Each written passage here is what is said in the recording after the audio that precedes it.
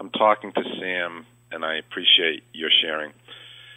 First, would you just give a description of your ongoing struggle with anxiety?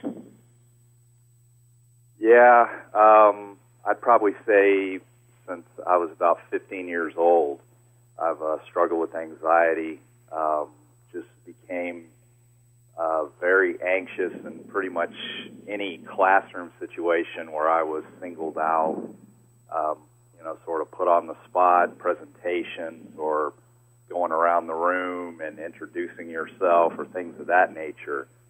And I knew that it went above and beyond what was normal because I wasn't like this at an earlier age, but it really just, it grew from there, and it became a bigger problem when I got into college. In high school, I could always deal with it somewhat, but in college, it became almost debilitating to the point where I would actually skip the first day of school because I knew that we would have introductions and, go around the room, say something about yourself, and that always made me terrified. And by the time it got to me, I was in, just an all-out panic. So, that's when my avoidance began. And really, I started to learn how to deal with it with medication. But, eventually that becomes a crutch that you feel like you can't do anything without the medication, that, you're completely reliant upon it. And, I used to keep a Xanax in my pocket in case we got called into a meeting, just something where, maybe at work I had to give an account review or something to that effect. And anything that was going to put me in the spotlight for any period of time would just be, very threatening to me. If I was sent a meeting notice, it would always come with an agenda, and I would open that thing up, and I would analyze that agenda to look and see, okay, we've got a meeting starting at this time of the day, probably going to be some introductory, sessions at that time, and then we've got, breakout sessions maybe later on in the day. So I would actually analyze what are the possible scenarios where I could be put on the spot in these meetings. So I got good at sort of anticipating what was about to happen. And, that's the way I battled it. I would always take my medication maybe an hour and a half before. When you're self-medicating to the point where I was literally using a combination of a beta blocker and, a Xanax. So, it's a lot of medication, and you can't really think straight when you're that drugged up. But I wanted to hide every possible symptom that I could. Through the years, you have had a very interesting relationship with alcohol. Could you please describe that? Yeah, I probably started drinking beer about age 17 and my senior year in high school. And I had a group of friends, and that was sort of the common theme. We were, beer drinkers. And for whatever reason, the partying lifestyle just really appealed to me. That sort of, throw caution to the wind and just have fun and, live for the moment.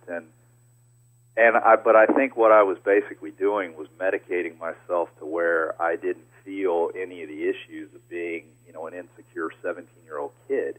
So alcohol was a great escape for me. I would actually drink before going to a party because that was a way to calm my nerves, but it was nothing. Now back then, I could drink a 12-pack of beer as in high school and obviously in college. And once you start to drink that way, what I call power drinking, you literally, your tolerance goes up. So me throwing back 18 to 20 beers on a Friday or a Saturday watching football games or whatever with friends, that was an every weekend occurrence. And I did that for 20 years. And, at the time, I justified it in thinking that I really didn't have an alcohol problem because, I'm just a weekend drinker and I have a good job and I take care of my family and I'm responsible. I just like to drink beer. So that was my justification for it, for believing that I was not an alcoholic. because I didn't wake up craving it was my reasoning.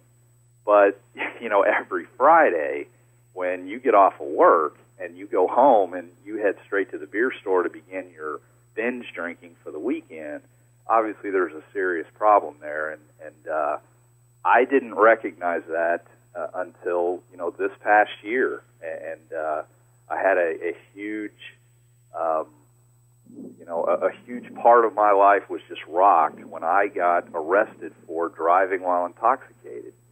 And, it was sort of one of those positions where 4 months earlier I had just gotten a promotion. I was building a house. My kids we were moving back to my wife's hometown. Everything was going great.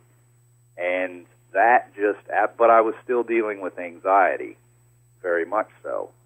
But that was sort of a defining moment to where I realized I've got to get my life straight. This is way beyond, what a 40-year-old should be doing. I was 39 at the time. But, obviously it was humiliating. And to know that my kids were, their father had just gotten a D.W.I, and I obviously had to hide it from them as best I could. But, it was an eye-opener for me, and I knew I had to make changes. Now I'm going to ask you the punchline question of this interview. So you've had a little journey of discovery since this D.W.I. What have you discovered in your new relationship with alcohol? What are you finding out? Well, basically, I found out that alcohol was poisoning my brain and screwing up my brain chemistry. And I would really say that my anxiety issues were no less than 50%, probably more, just caused by, altering my brain chemistry through binge drinking every weekend. Because I would, it would honestly take me about 2 days, Monday and Tuesday, to get rid of the shakes, to think clearly, to be able to, really work effectively. But I had grown accustomed to that, and I just didn't realize what it had done to me until it was taken away by the law.